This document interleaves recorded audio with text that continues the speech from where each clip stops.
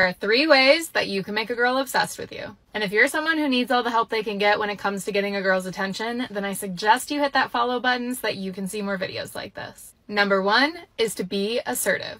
You can do this by planning a date, telling her what time you'll be there to pick her up, and suggesting that she should wear something nice. This shows a high level of confidence that all women find sexy and tells her that you're calling the shots tonight. Number 2 is giving her compliments that she's not used to hearing. Giving her genuine compliments that go beyond the surface will have a huge impact on how much she thinks about you. So apart from the usual, "you look beautiful today," try something with more depth, like, "I'm so impressed by how hard you work each and every single day." Or, "Your dedication to your goals is really inspiring." Hit her with one of those and she will be thinking about you for the rest of the night. And number 3 is the one that is most overlooked. It's leaving room for her to miss you. If you're always around, she will never have a chance to crave your attention. By giving each other space to do your own things, what you're actually doing is giving her space to miss you. Absence truly does make the heart grow fonder. So let her have time to think about you and look forward to seeing you again.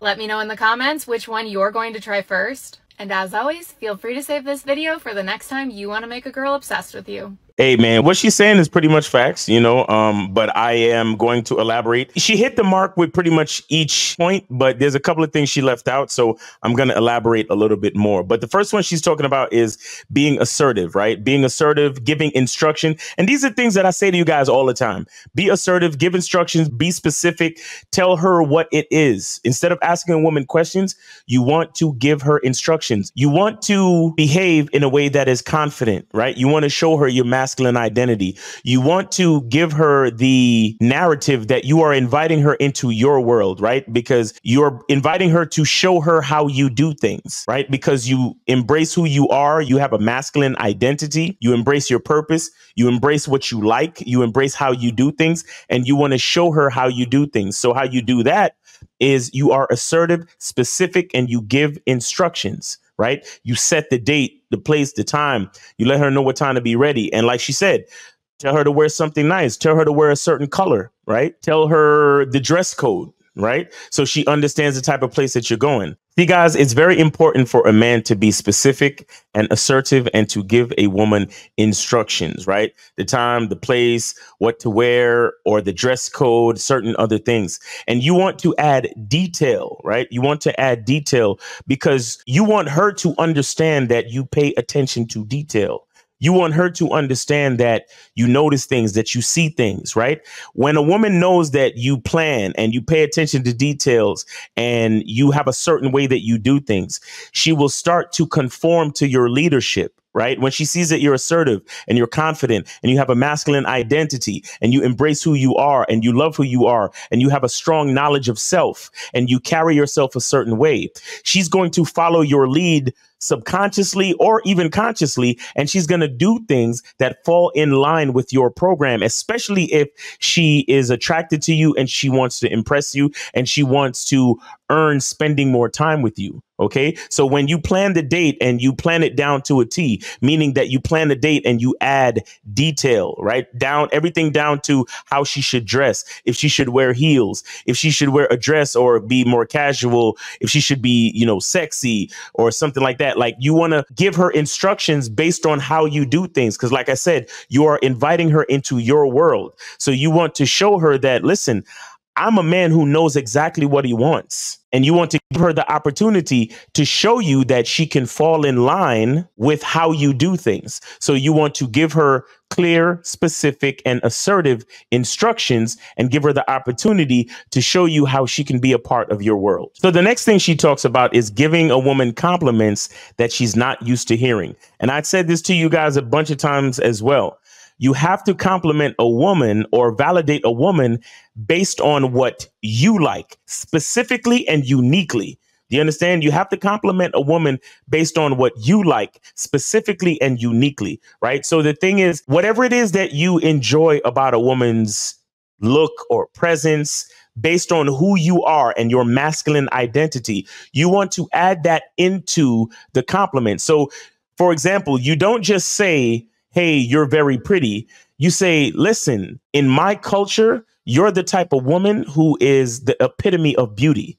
You get what I'm saying? Both compliments, both phrases are saying the same thing. Both lines are saying pretty much the same thing, but you're being a little bit more specific based on who you are, based on your culture. And you can even add more to that. You'd be like, look, in my culture, you are the epitome of the standard of beauty. For example, your natural hair, your curvy ass hips, right?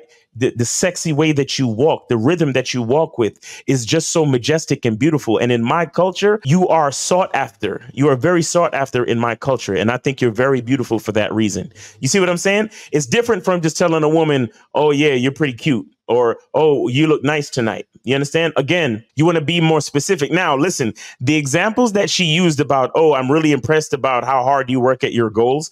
You see, you can't use stuff like that, especially when you're just starting out with someone. You don't really know her like that. You may not necessarily know what her goals are. You may not necessarily know what her work ethic is like. So you can't say that type of stuff to a woman that you just met or to a woman that you just been out on the first couple of dates with. You understand? You got to be more realistic, and more importantly, again, you have to give her a compliment from your masculine identity. You have to tell her something that you like about her that is based on you personally. You understand? So again, as another example, I'm the type of person, I like sports cars and driving. I love to drive. You understand? So I might compare the curves of her body to a certain type of car.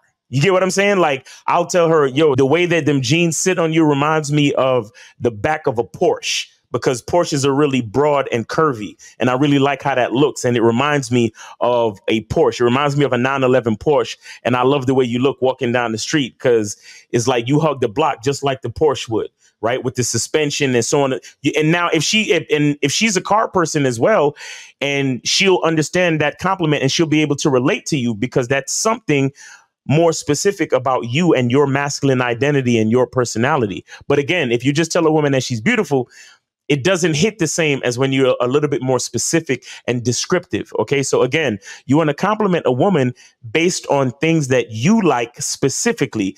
And in that way, the compliments would be something that she's never heard before, because you're giving her something that is specific about you. You're giving her something that you like about her that is in reference to something that is specific about you. OK, so you got to learn how to do that. You got to learn how to be more specific with your compliments. You got to learn how to put yourself in the picture. OK, and that is another way to make sure that you're focused on your masculine identity for her to understand more about you. OK, so you're letting her know that you like something about her, but through the compliment, she's learning more about you. You understand? So that's how you got to think about it. Instead of just trying to validate her just so you can earn brownie points for telling her she looked good, you want to also add detail to the compliment, letting her know more about you and the way you see things in your masculine identity. And the third thing she talks about is something that I always tell you guys, right? You got to give a woman time to miss you. OK, if you are around her all the time, she's not going to get a chance to miss you, and she's going to get used to your presence, and the value of your presence is going to diminish, right? Again, look up. If you're around her all the time, the value of your presence will diminish. Look up in the business world, the law of supply and demand. When there's too much supply, the value goes down. When supply is scarce, the value of that product goes up. You understand? So you have to be very strategic and careful about how much time you spend with a woman, and you have to give her time to miss you. So the thing is that when you spend time with a woman, she gets to enjoy your company. She gets to enjoy your energy, your presence, your masculine identity. And then when you're not with her, you give her time to miss you. You remind her of what life is like without you. And so what that does is it makes her want to see you again. So, for example, this is how you do it. You have to create more time that she's not with you than time that she is with you. So what do I mean by that? That means if you see her on Wednesday, you want to try to schedule the next date the following week or the following weekend.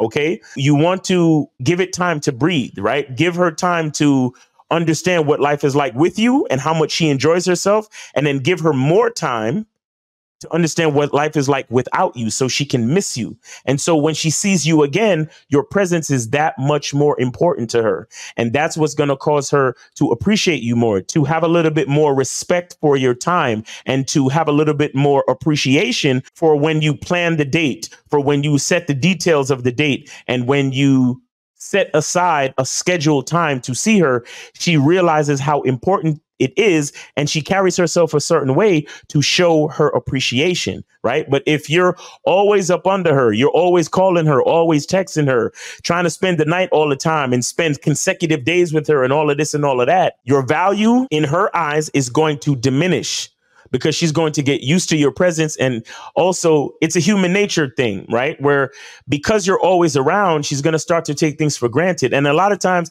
it's not her fault, but it's your fault as a man for not being more strategic about planning out how much time you give a woman, especially in the beginning stages. OK, because you hear us talk about the vetting process and certain other things.